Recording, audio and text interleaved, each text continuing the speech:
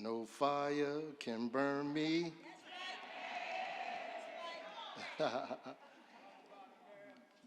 No fire can burn me. Is that right? No battle can turn me. No mountain can stop me.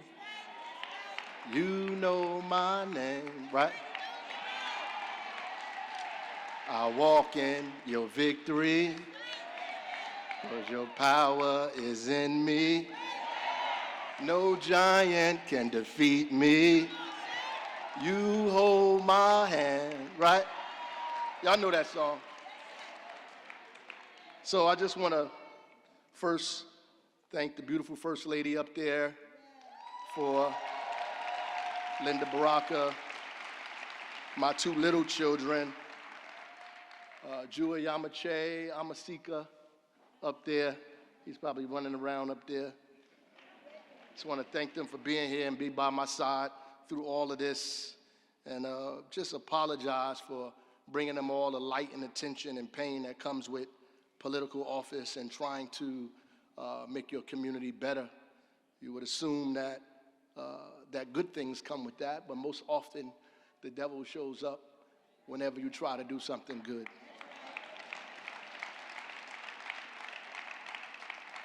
So, Madam President MacGyver, Municipal Council, dignitaries, elected officials, mayors, clergy, fellow Newarkers.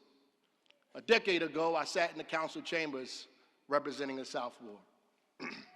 I remember clearly the evening that I announced at that meeting that I would be running for mayor of this great city. And I wasn't particularly sure why I announced there, and not even my family knew that this was going to happen. I felt it was the right thing to do at the right time, not for ambition, because my ambitions have always been big enough to include other people. And not because I planned to be the mayor. In fact, I thought I could be the councilman forever. After all, it was just my first term. I was the principal of Central High School then. I remember kids shedding tears because they knew this was the end of my journey there. I was torn because I loved that place, and I transformed lives there, and enjoyed being the councilman of the ward where I was born and raised. But this was necessary, tugging at me even. I did this with a sense of clarity and urgency that I never had before, against all odds, even my own self-doubt. But this was my David moment. Just a kid from Clinton Avenue and 10th Street, a Miri and Amina's son, an activist, a poet, a teacher, with nothing in his hands but a rock and a slingshot. Even my father would say to me in his home at breakfast that this was risky, but all of our lives we have always been faced with insurmountable odds, difficult terrain, finding our way through the wilderness. We made it here to this place, Newark, on trains and buses, or any way we could escape horror with food packed in shoeboxes and brown bags, and everything we owned falling out of our pockets. In fact, the promised land has always been on the other side of the desert. What is ours has always sat neatly at the center of the storm, behind huge walls obscured by giants. It's only when we face Goliath that our circumstances begin to change.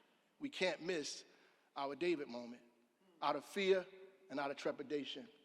The irony is, I learned to take risks watching them and listening to the stories my mama told. They prepared me for this moment by teaching me to open my mouth when others kept theirs shut, to love yourself and take care of your community even when it seems impossible, to read and to study so that when you opened your mouth, you knew what you were saying. Or my mother would say, no investigation, no right to speak. And to keep me fighting even if you stumble, because stumbling is just to move forward faster. So hell, I got in the race. They said I would never be able to get out of the South Ward or get anyone else to vote for me, that we couldn't raise the money, and that I wasn't prepared to be the mayor. In fact, if I won, the city would be overrun with crime, and businesses would leave, and development would suffer. You know they said that.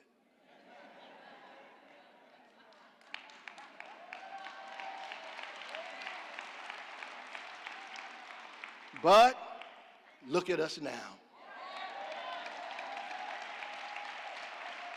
Look at us now. They were so wrong. Not because they underestimated me because they underestimated you. And more importantly, they underestimated God. We were not overrun with crime. In fact, it has consistently dropped to the lowest it's been in 60 years.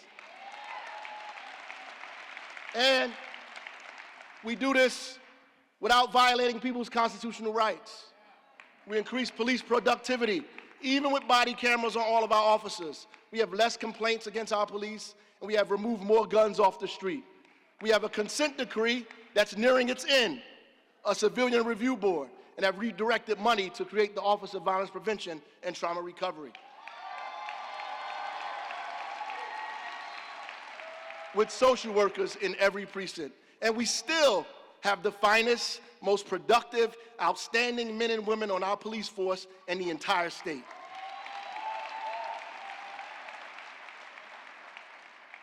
The budget didn't fall apart. We walked in with $93 million deficit and over 160 police officers laid off and all of the city workers on a furlough. We reversed all of that, and our credit ratings have improved since then. Businesses did not leave the city, and development did not cease. Take a look at what's happening in our city. We have billions of dollars worth of development that has happened and that is happening right now.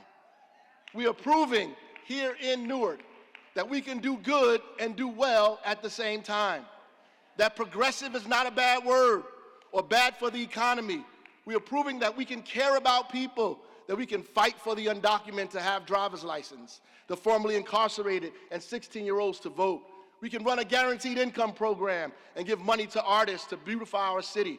We can make developers build affordable housing and give houses to residents for $1.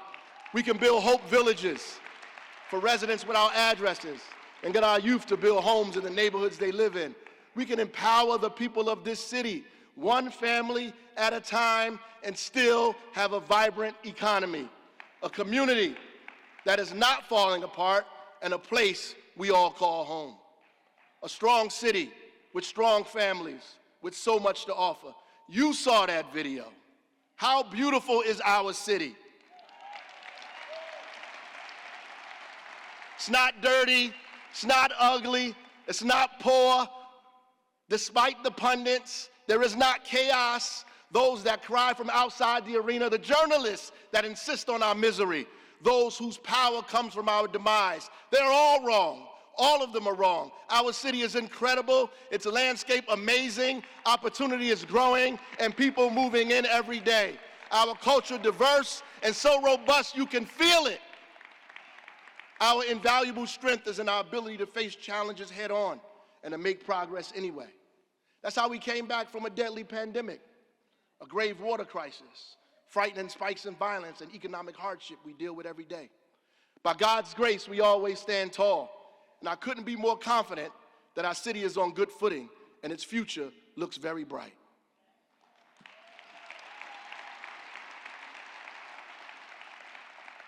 We've come such a long way, an old and proud city. We are proud of the fact that we have constructed housing in every ward. In fact, we have awarded $35 million to affordable housing projects in every ward. We have 47 units completed or under construction now in the West Ward Model Neighborhood Initiative. Also, Envy at 5884 Norfolk Street that boasts of a roof deck, a Zen garden, movie screening, and pet washing station. Lantana Project, 2 buildings, 100% affordable.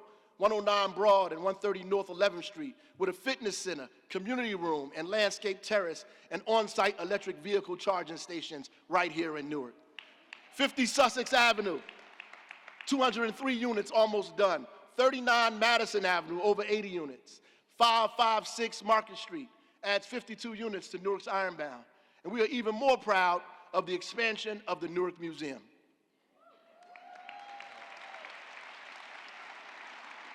Which already includes the restored Ballantyne House, will also entail a 4.5-acre cultural park, a $5 million learning and engagement arts center, and will include 250 market rate and affordable units.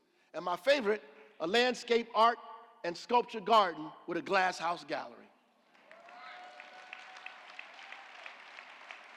Then there is the expansion of NJ Pack that has already received its state and local approvals. 350 residential units, and over 9,000 square feet of commercial space. There will also be 13,300 square feet of retail space and a new Cooperman Family Community Center for the arts and education. This is a brand new campus that would include outdoor meeting spaces, a four-season urban public park, and finally, rounding off the new arts and education district is the Mulberry Commons Bridge. We took exponential steps in ensuring the creation of our very own walking bridge like the High Line in New York City that would begin at Mulberry Commons and land in the Ironbound. But I mentioned this last year. So what is important now is that we have begun the visioning and discussions for the area around the park that was triggered in our land swaps to create the park in the first place. This will reimagine the entire downtown and begin to move the center of gravity to Mulberry Street and beyond. This is a massive project that includes 7 sites, 1,315,000 square feet of commercial space, and 12,140,000 square feet of residential that will also include affordable housing, a hotel, and parking. This is one of the biggest projects the city has seen in decades.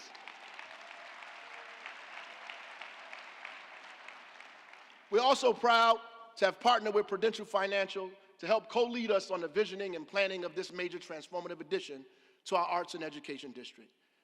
And while we're speaking of partners, I would be remiss not to thank Audible, Don Katz, and especially Aisha Glover on the work they continue to do with and for our city.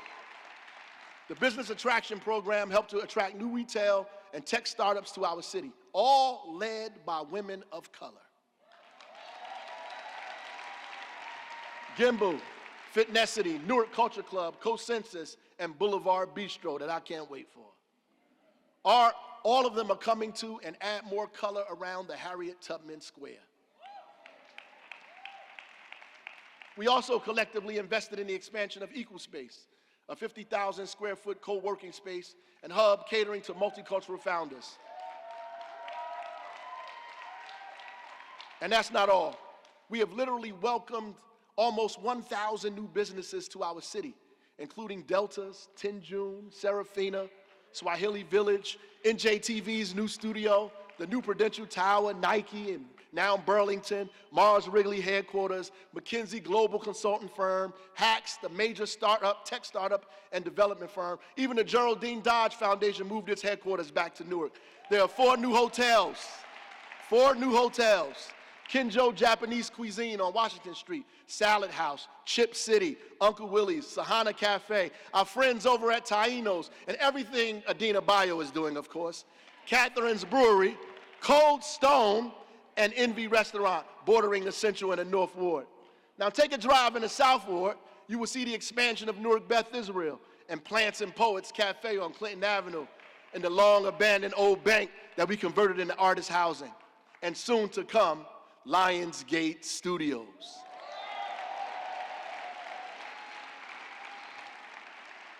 And those are just a few. We've been very busy in the city of Newark. In fact, we have so much to be proud of. Not just me, all of us.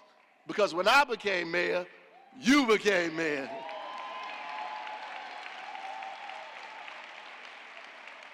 I'm proud to represent Newark. I'm proud to have been your mayor for the last 10 years. We've done so much in this past decade, and we have helped our neighbors contribute to this city's growth. Let me introduce you to a few. She couldn't join us tonight, but in November of 2023, right before Thanksgiving, Christian Miller, through our Section 8 conversion program, purchased a home and renovated it with the help of Invest Newark Land Bank, and the construction was done by Youth Bill, the only land bank in the state still.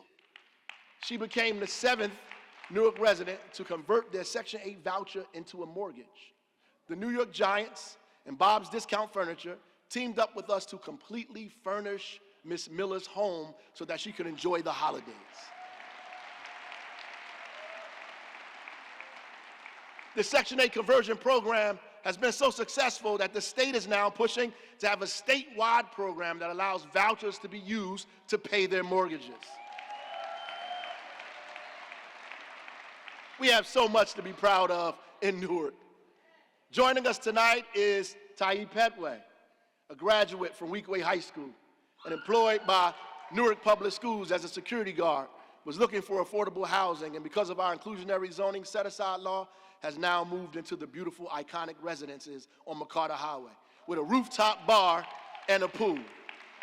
Our inclusionary zoning ordinance is working, which is why the state has now mandated all of its programs also have a 20% set aside for affordable housing. Teresa Banks of Stephen Crane Elderly, a Newark Housing Authority complex in the North Ward. Stephen Crane was one of the first buildings we extended Newark Fiber to, the city's own fiber network. Newark Fiber was installed with the help of Invest Newark. Hilda Mera was born in Ecuador and came here at the age of 20. She has been the co-owner and CEO of S&A Auto Repair since 2013. This is a family-owned business that went through Invest Newark business development classes and now has expanded her shops from Newark to Kearney. Meet Deshaun Brown, who graduated from the National Career Institute's electrical assistant and HVAC program. But before that, he was a participant in our Safe Summer Academy program for the past 3 years. And despite facing challenges, including arrests and a gunshot incident, he completed the program with us and retained employment with the city as an electrical assistant. With immense pride, I want to acknowledge Deshaun for his determination to finish his education and maintain full-time employment.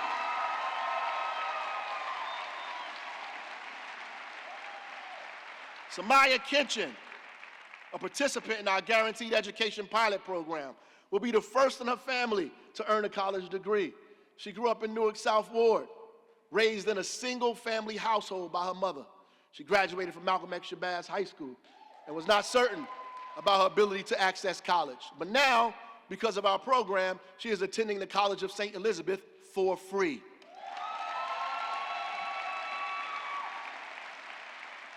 She wants to obtain a bachelor's degree in psychology. Let's give it up for all of these people from the city of Newark,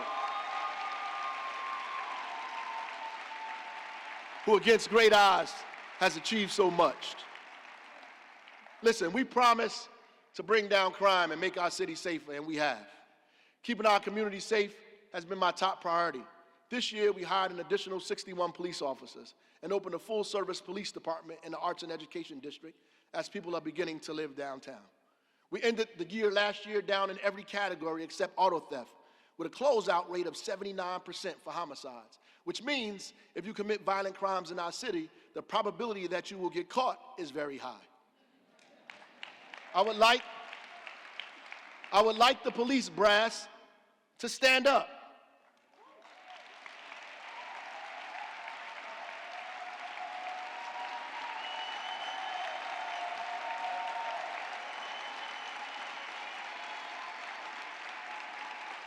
Our public safety director, Ras J, and our incredible chief of police, Emmanuel Miranda, and the entire public safety team. Thank you. This is the best police force in this state. I'm sorry, other cities that are here. But they don't do this work alone. The Office of Violence Prevention and Trauma Recovery, the Brick City Peace Collective, and all of our partners are doing life-saving work in our city. Look, we recently were proud to see Deputy Mayor Keisha Uri graduate from the University of Chicago, Community Violence Leadership Academy, at the White House in front of Vice President Kamala Harris, with her colleagues from all across the country. Many of them have come here to Newark first to follow our lead. This year, we made considerable investments in our community-based violence intervention partners, which resulted in a 50% increase in mediations of conflict, along with therapeutic services and crisis intervention. We tripled the number of community engagement events across the city and increased our high-risk intervention capacity by investing in 9 separate partners, and we are doing the same around domestic violence. We now have hospital-based intervention at both University Hospital and Beth Israel. This is very real work. Everyone that is doing this work, everyone in here that is doing this work, please stand. Come on. From Rutgers University to One Hood. From University Hospital to Push. The Hub, Newark Community Street Team. New Direction.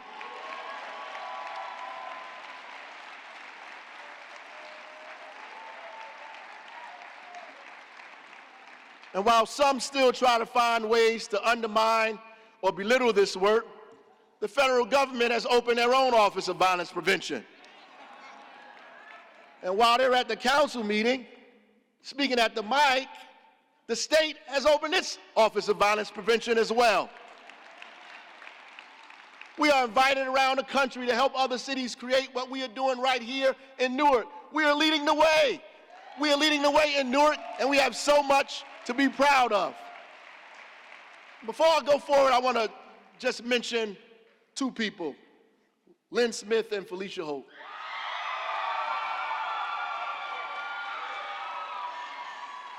I have to mention them because they are products of this town. They are the epitome of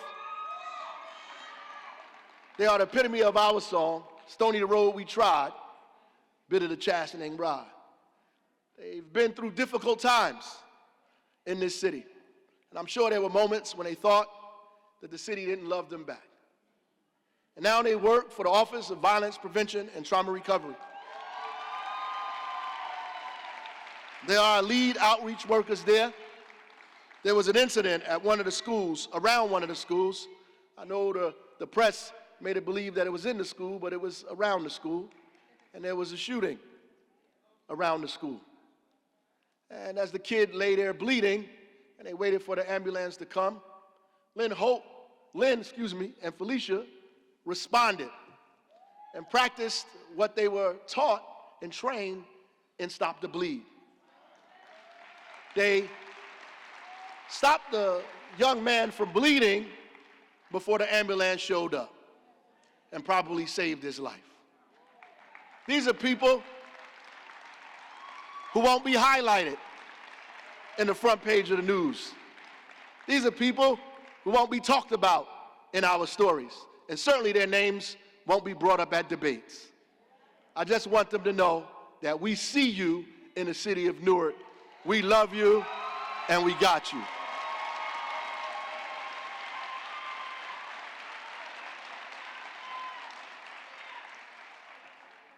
We've also begun renovations on the firehouses, starting with the roofs, and are planning to build a new downtown firehouse as well as stand up a specialized unit in direct response to our brothers we lost tragically at the Port Fire. In fact, let's take a moment of silence for Captains Akabu and Brooks.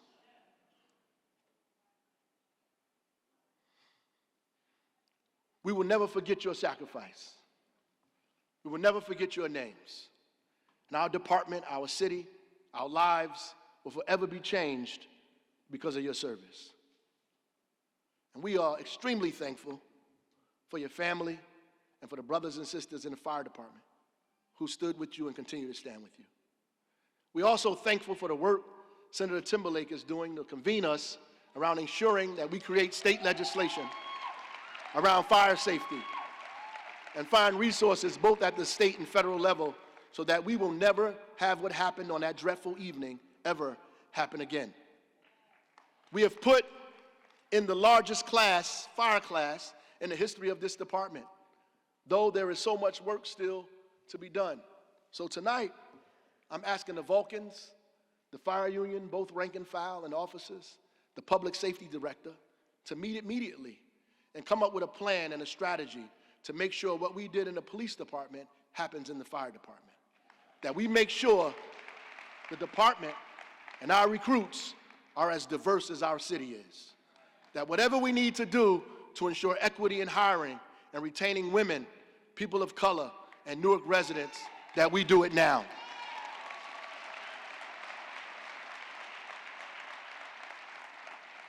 And if you have not seen the William Mobile Ashby Community Care and Training Center, you need to go by there and check it out. This is a community-based training facility named after the first African-American social worker in the state of New Jersey, the founder of Newark Urban League, and a founder of the United Way of Greater Newark.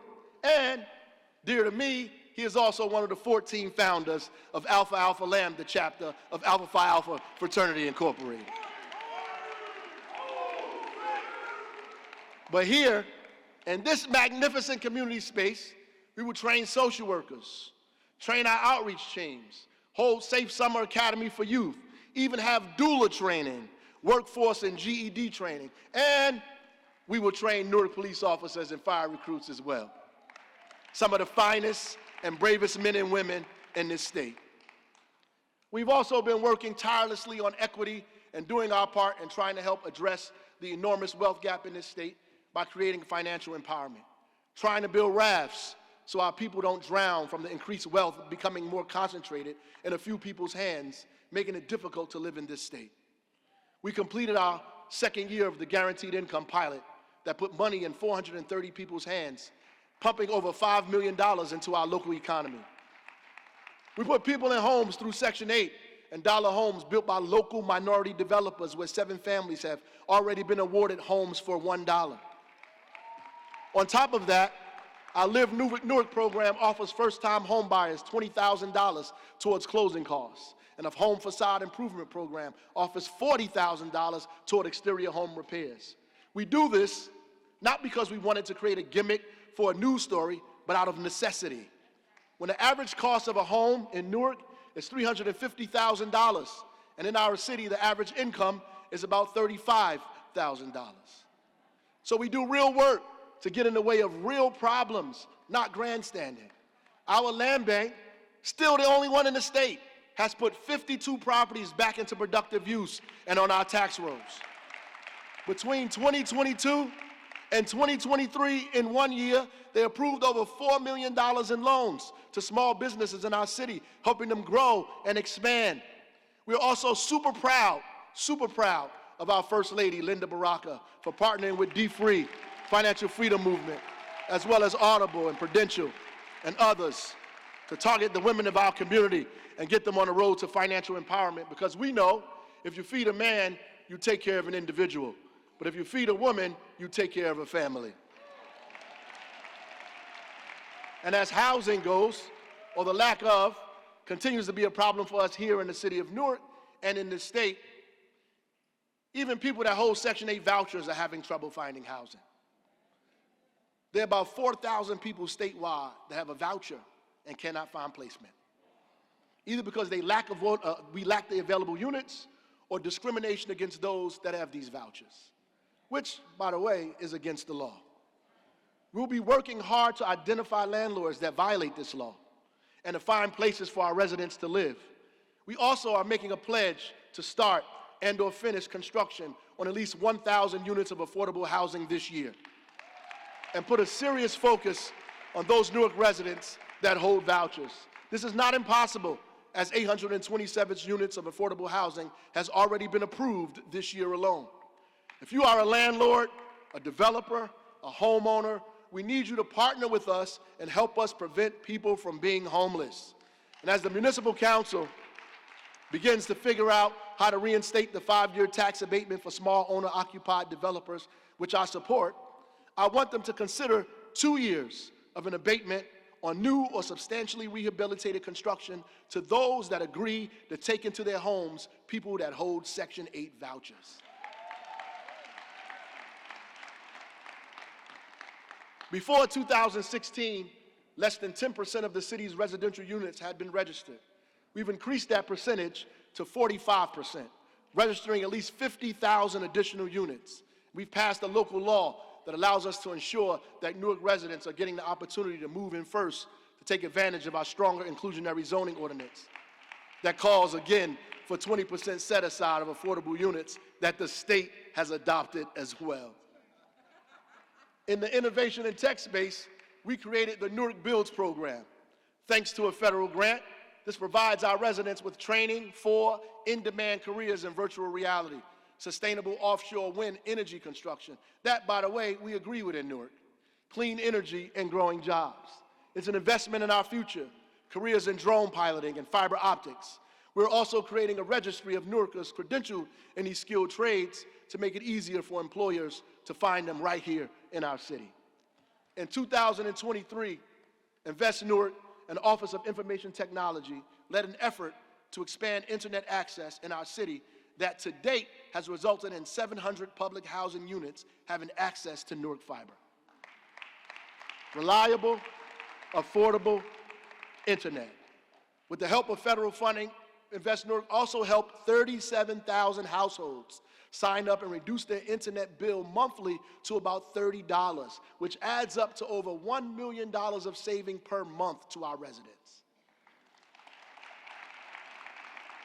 We've expanded Wi-Fi to Harriet Tubman Square and Halsey Street, and over a dozen new businesses signed up for Newark Fiber. This has resulted in Newark being named the National Digital Inclusion Trailblazer by the National Telecommunications and Information Administration. When everyone has access to high-speed, quality internet, everyone has a chance to succeed for work, for school, job search, personal development, and more. This work that has been done by Invest Newark helps us provide opportunity and access to those that may not have had it. This is the work that we should be proud of every day in Newark, minute by minute, second by second. We are making our city better. Paul Robeson said, "Artists are the gatekeepers of the truth. We are civilization's radical voice." Albert Einstein said, "True intelligence is not determined by knowledge, but imagination." And John Coltrane in an interview said he wanted to be a force for good.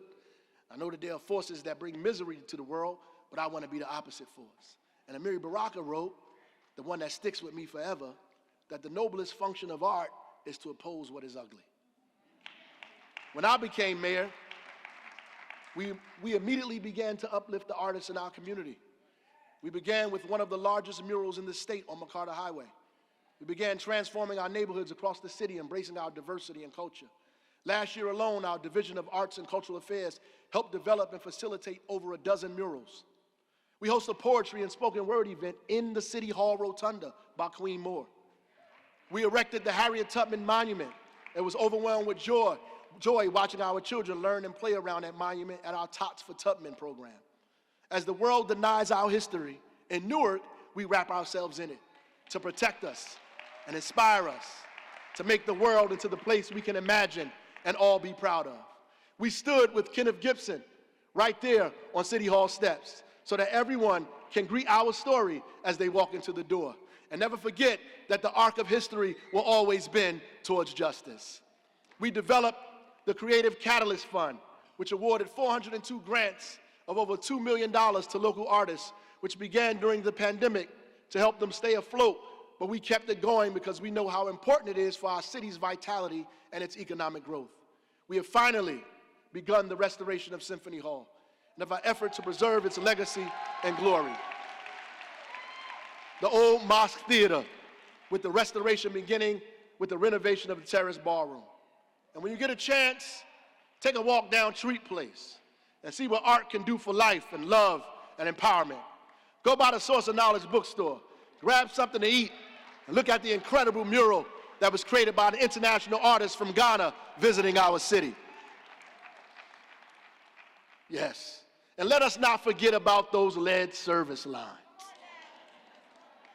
The city of Newark developed and oversaw the largest lead service line replacement program in the country that removed lead in pipes faster than anyone has ever done. And yes, there's been talk to try to besmirch or muddy that accomplishment with the latest news that a vendor may not have done their job correctly. And if they did not, they will be held accountable. But I'm here to say that we have had at least 8 consecutive periods with no lead exceedance since December 2019. And we're still going strong. We protected our residents, and the New Jersey Department of Environmental Protection has been with us every step of the way, determining that Newark has met and even exceeded its goals and directed over 1,000 customers to receive funding from the DCA to assist with payments on their balances. Listen, I'm here to tell you that we have a lot to be proud of, that despite this setback, our water is safe, and we still have the best damn lead replacement program in the country.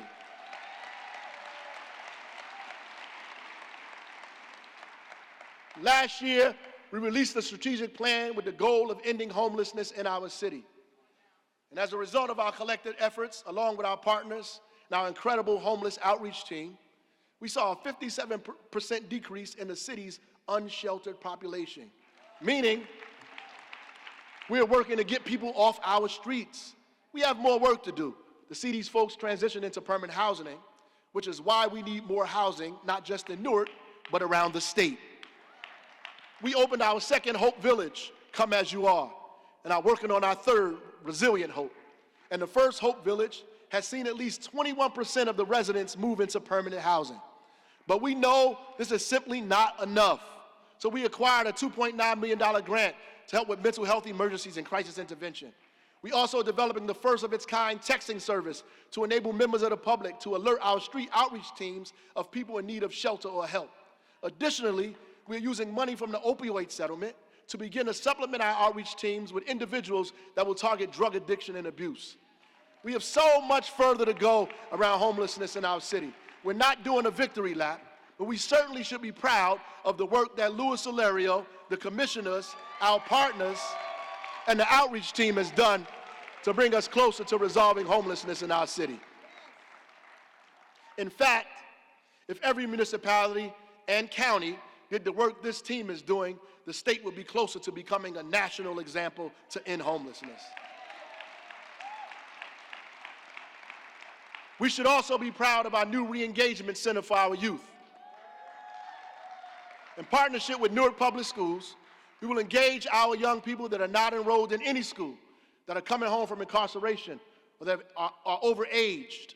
We will provide school placement, academic enrichment and support, mentoring, mental health and substance abuse screenings and support, job readiness and life skills programming, and more. We are also targeting youth, people on long-term suspensions, or that will be away from school to ensure they are getting a structured learning plan and environment. We want to connect our young people to better life outcomes before they connect with the streets. We want them to find a place with us instead of us pushing them into the hands of law enforcement. And while we are talking about our youth, I was pleased and excited to hear President Biden talk about another one of our strategies in his State of the Union address, our efforts to get our children to read on grade level by 3rd grade.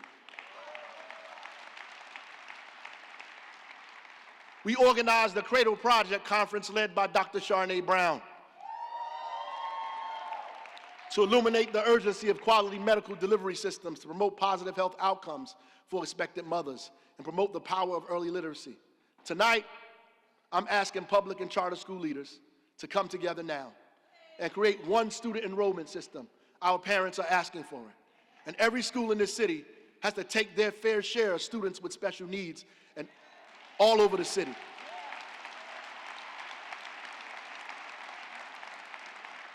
That we have to come together collectively, that we put our egos aside and put our titles down and begin to come together for the children of our city and make a determination that whatever school they walk into, whatever school their parents bring them to, will be a fine quality school, that we stand up, that we protect.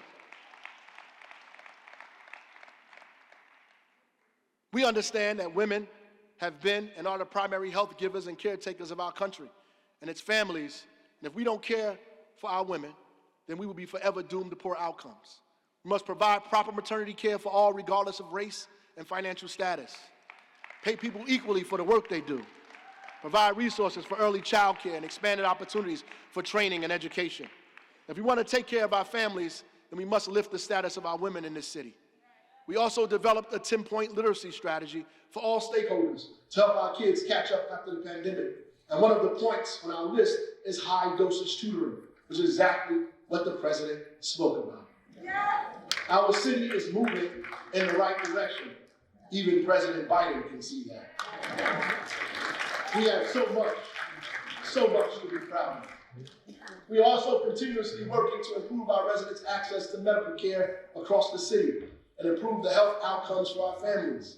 We know firsthand how health and environmental disparities reduce the quality of lives and worsen our life expectancy. In fact, in just 8 miles, there's a 14-year gap of life expectancy between Newark and cities like Livingston.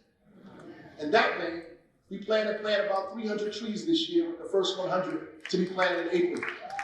This will help us improve our tree canopy and have a direct effect on the rates of asthma in our children and the heat island index that makes this city at least 10 degrees hotter than most. It will assist us with flooding and beautify and clean the air throughout our neighborhoods.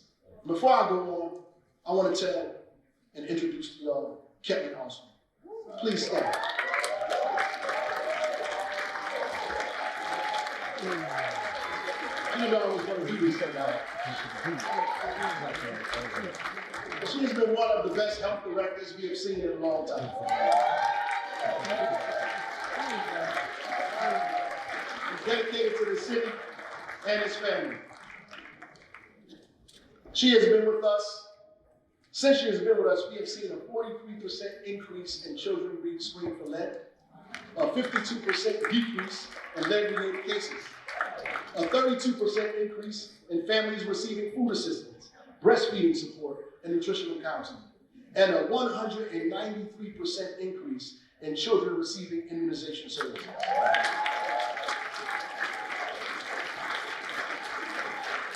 We purchased 3 state-of-the-art medical mobile units, partnered with community-based organizations to target underserved communities, and provided them with essential medical and mental health services. We opened a health clinic of our own next to Bradley Court Housing Facility inside Speedway Avenue School for residents of that community and the surrounding area. We have done all of this, and we're still not done yet. There's so much more for us to be proud of. Now, I can't end tonight without talking about our 360 master plan and the subsequent zoning ordinance changes that follow. Despite the controversy being caused for some, or clickbait for a few journalists, I am deeply proud of what we've accomplished. We got an award for our ability to get this done with maximum community input in the middle of COVID, with some 10,000 resident touch points. John F. Kennedy said in a speech at Rice University, this country was not built by those who waited, that rested, that wished to look behind them. Our job is to prepare for our future, not live comfortably in the past.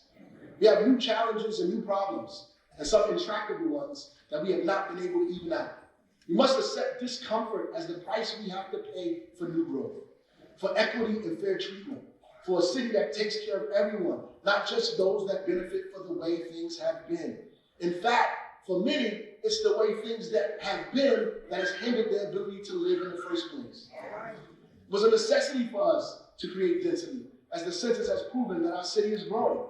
We need more walking traffic on our corridors so we can repair our neighborhoods and capture the tens of millions of dollars that leak out of our community every year. We must give mid-sized and small developers that are overwhelmingly Black and brown and local an opportunity to compete, to build infill housing, to put abandoned properties back on our tax rolls, to create more affordability in home ownership, and to attack this wealth gap at the same time from multiple directions. We have to allow housing to go up downtown, to get more density, as the business community will never be the same after COVID. The foot traffic has subsided considerably, so it's critically important to get more people living downtown, to grow that community and keep our businesses alive. We are happy that Governor Murphy signed state legislation that will allow us to even the playing field on liquor licenses. This will help us continue to build the nightlife in Newark that we need desperately on our march to becoming a 24-hour destination city. During the pandemic, we saw our unemployment rate reach 25% and had to help thousands of residents with back rent and food assistance. People lost their jobs and had to close brick and mortar businesses and were penalized for trying to make money in their home as they had no choice. So we made it okay for you to do taxes out of your home, to do hair in your living room, to teach instrumental lessons, to bake cakes if you want to, and so on. Why? Because our economy is changing rapidly, and the cost of living in our state is too high for some, and Newark is not too far behind, and we have to do everything we can to make sure our residents do not drown.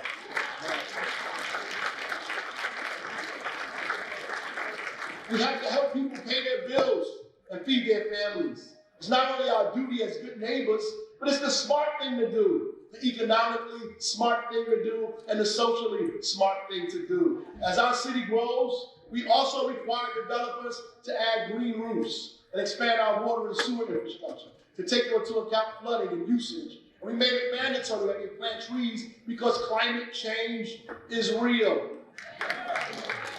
Despite the crazy Republican views. I was at the North Shore announcement last week, Asbury Park, had a great conversation with David Rodriguez, who is chiefly responsible for the acts that come to NJPAC and other venues in the state. He said something brilliant. He told me that they're successful because they escape to where the fuck is going and not where it is. Diversity is here to stay. Communities of color are growing in this city and in this state. And before you know it, New Jersey will be a predominant state of people of color. This is a fact. A fact that can't be stopped, even by the most conservative. So simple, but so profound. And it is why NJPAC is experiencing incredible success. And why the Prudential Arena is one of the top 10 arenas internationally. Because they stay to where the puck is going. They're not stuck in old prejudices and segregated ideas. They understand the power of diversity and inclusion. They don't just focus on traditional audiences, they focus on Newark and all of its nationalities. Heck, I've been to hockey games and HBCU classics at the arena. People sleep in tents for K-pop and line up on our streets for New Edition. I've seen Romeo Santos and Lauryn Hill. Went to a Wu-Tang concert and joined Senator Booker to watch Elton John. NJPAC hosted Legacy and the New Jersey Symphony Orchestra. I was here for a tribute to Miles Davis, and soon they'll have the Trinity Irish Dance Company, Music Soul Child, and John Mellencamp. This is who we are. This ability to see our future with all of us in it, to use our right now to prepare for a more stable tomorrow. This is not just how we get to democracy. This is how we force America, our city, our state, to be its best self. It's actually the blueprint, not just for our survival, but for our sustainability and our unprecedented growth. Our imagination has to be bigger than our prejudices, and our courage greater than our desire for comfort. Our problems are becoming more entangled than we ever imagined. And President Biden was right.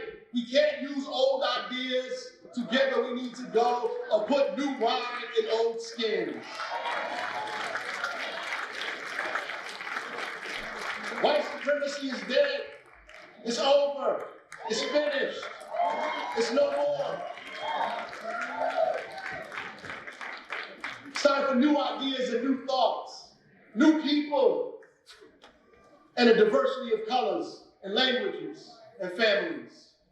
You know, 1 out of every 3 people I meet in this state has a story they want to share with me about their childhood or their family's journey in Newark.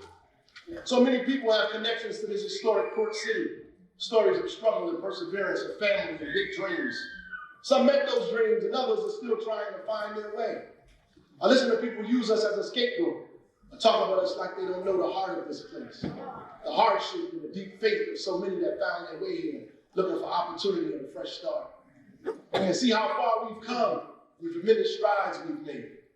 Even if you don't agree with me politically, what we've done here is undeniable.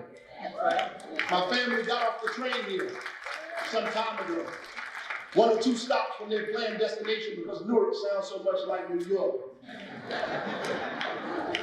I was born soon after the Newark Rebellion and lived through the stories my mama told of my brother in her arms hiding upstairs as the police ran into our home, of my father's head split wide open by his classmate from Baraka High School that happened to become a police officer. There's this picture of him chained to a wheelchair in a hospital, bleeding from his head. My mother was running through the streets trying to find him in this chaos and death. Prosecutors read his poems in court to falsely accuse him of starting riots. Our city has never really recovered from that summer. The occupation, the deaths, the destruction of property and infrastructure. There was no Marshall Plan for us. No Marshall Plan for us. We survived with our wit and our determination, our ingenuity and our grit. We made it here as others left and took their tax base with them. We stayed here, our families. We struggled. We loved each other and lifted each other as best as we possibly could. And I have to applaud every mayor that came after that rebellion, starting with Kenneth Allen Gibson, Sharp James, Cory Booker, and Louis Quintana. all the way to the present. We had to do so much with so little, and the strides we made have never been given its full due. We work because we must. Every day we wake up to turbulence, flying a plane through a storm, trying not to just pick up the garbage but keep our children alive. We don't just have to deal with snow and potholes, but making sure our mothers don't die in a hospital giving birth and that our families have access to food. We do this out of necessity, not for a title or ambition, because all of our ambition has been big enough to include all of us, not short-sighted, not individual, and not selfish. I don't come from a family of millionaires. Now, I'm a part of a huge law firm. I didn't fight any wars. I come from a legacy of politicians. I'm just a kid from Newark.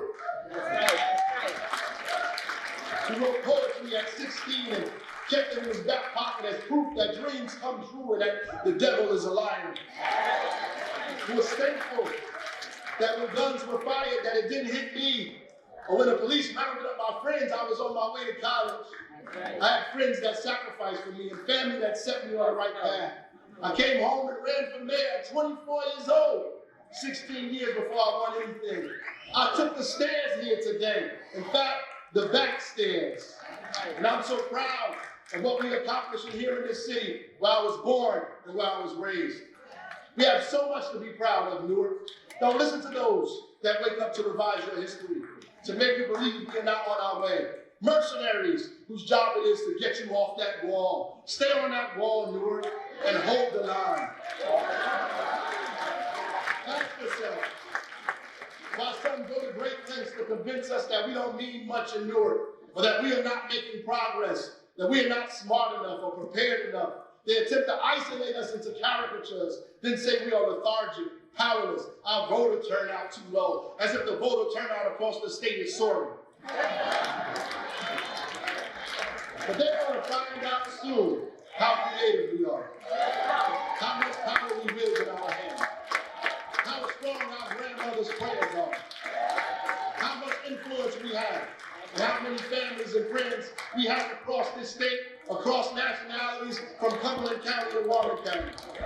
Our imagination is too big, and our conviction too wide.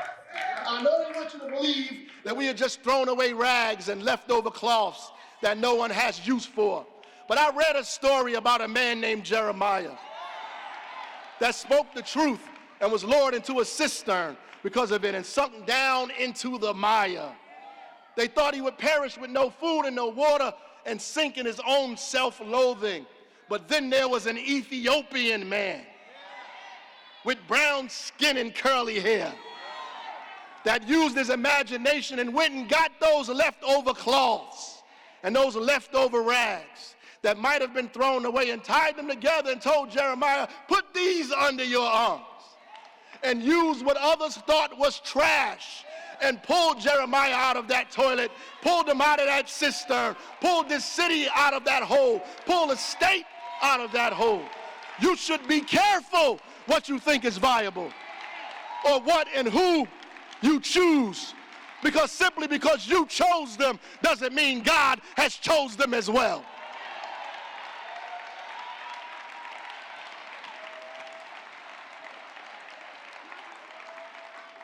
What we do in Newark is a labor of love. We are the forgotten stone that has now become the cornerstone. The stone that the builders rejected is now the stone you need to stand on, the stone you depend on. The rooms you kept us out of, the tables you refused to let us sit at, the dreams you called impossible, the hope you insisted was false. I don't believe your stories. I never did.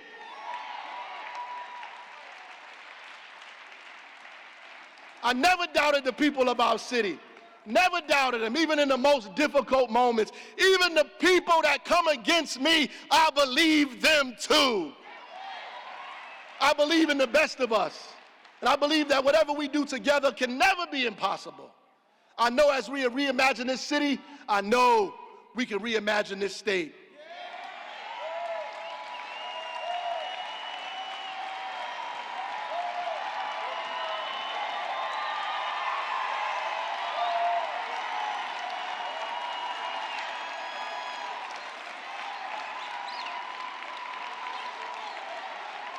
They say,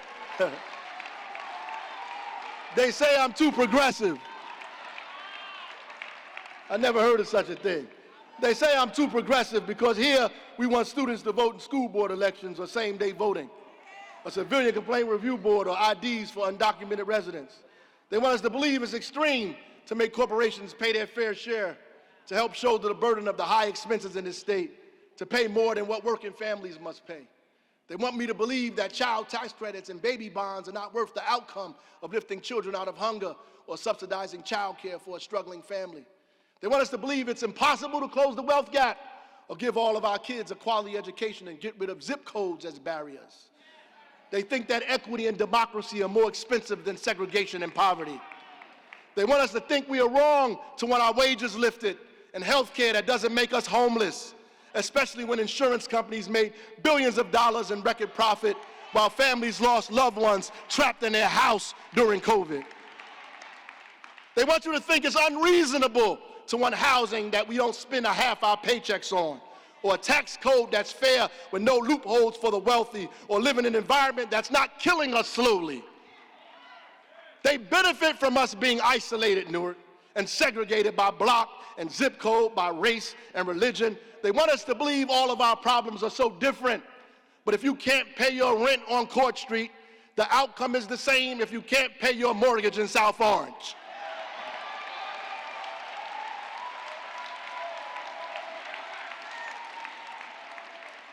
The good thing is I know they're wrong. I always have. My mother and father fed me a diet of it. They've always been wrong, and they've never been right. I've seen it here on our streets from young men caught up in the gang culture who thought their lives were over and are now traveling the country saving lives and raising young men out of death and destruction.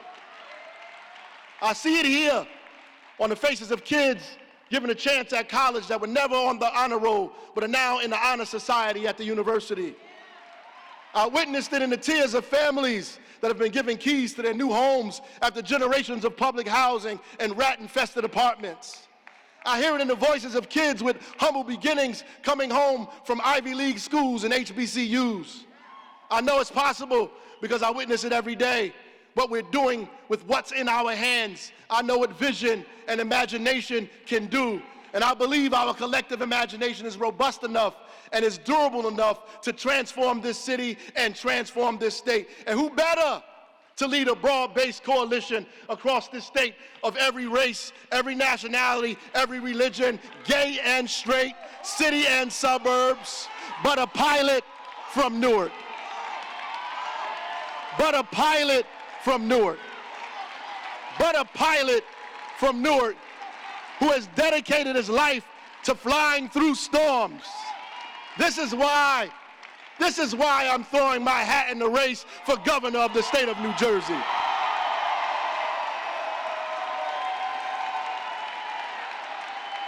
History demands it, and working people deserve it.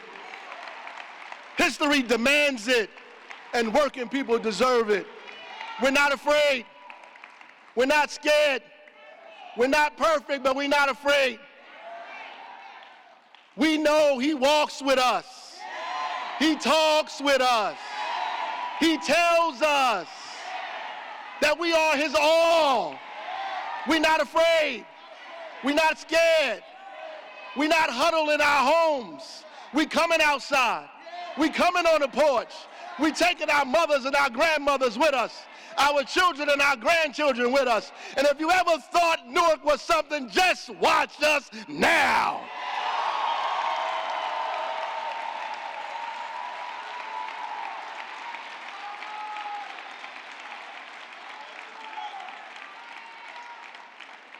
Yeah, I'm excited, I'm anxious, I'm nervous, but I'm from Newark. I love this city, and we all have so much to be proud of. God bless you all here tonight. God bless the United States. God bless the state of New Jersey, and God bless the proud and beautiful people of the city of Newark. Thank you.